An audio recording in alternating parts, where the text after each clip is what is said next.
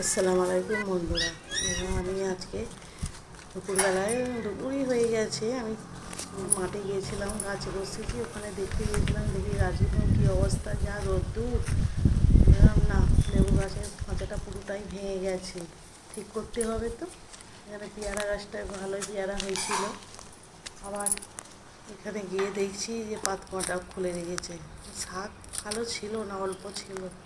শাকগুলো তুলে নিলাম, তুলে আমি বলি না, অল্প শাক, পেঁপে গাছটায় গোড়ায় একটু জল দিতে হবে, পেঁপেটা ভালোই ফুল এসছে, এখানে অল্প শাক।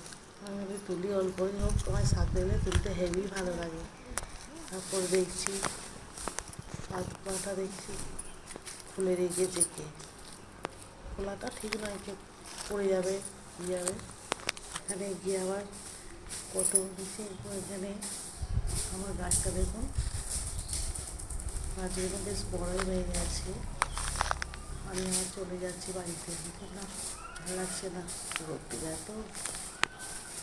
কলা গাছগুলো দেখলাম, কলা হয়েছে, দুটো কাঁদি হয়েছে। পেঁপে গাছটা ঝড়ে আবার পড়ে গিয়েছিলো,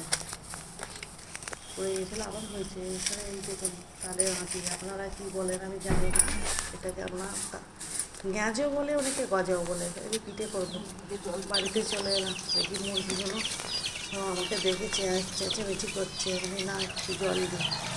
এই দেখুন সবাই কী করছে, দিতে এখন সবাই গলা মানে শুকে গেছিলো গো। সব দেখি কত সুন্দর করে জলটা খাচ্ছে। রান্না হয়ে গেছে, তরকারিটা দেখে এসে মূলো শাক ভাজি, মাছের ঝোল, ভাত।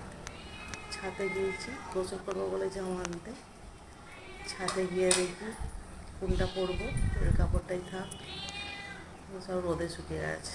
ড্রাগন গাছগুলো বেশ ভালোই রোদ পেয়ে বেশ ভালোই ডালপালা ছেড়েছে এবং সবেদা গাছটা দেখুন। টাটা, আমি গোসল করতে